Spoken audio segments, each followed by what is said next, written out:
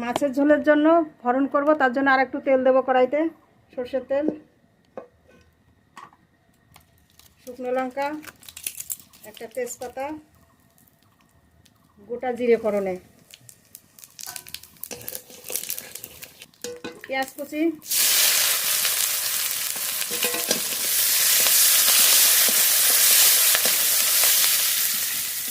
Tomato কুচি, একটু হালকা করে কষিয়ে নেব।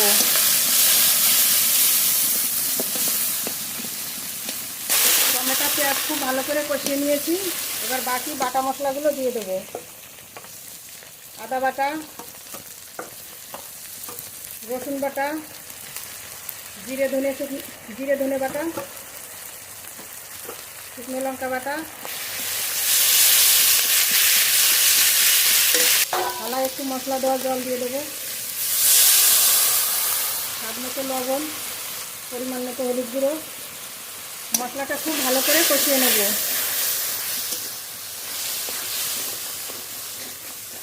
মশলা থেকে তেল ছেড়ে দিয়েছে, মশলা খুব ভালো করে কষিয়ে নিয়েছি। ভেজে রাখা আলু দিয়ে দেবো।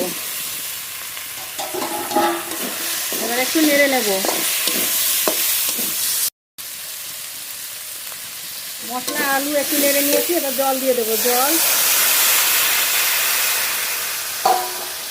এবার খুব ভালো করে জাল দিয়ে আলু গলিয়ে নেব। ঝোল খুব ভালো করে ফুটিয়ে নিয়েছি, আলু গলে গেছে। ভেজে রাখা সিলভার কাপ মাছ দিয়ে দেবো। লেজটা দেব, মাথাটা দেব, পিসগুলোও দেব।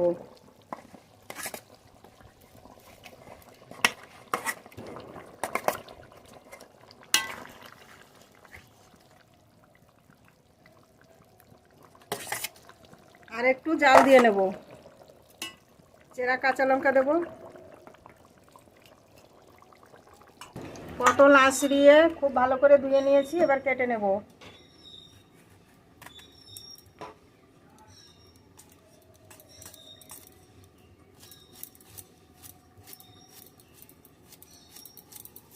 এইভাবে ছোট ছোট করে কেটে নেব।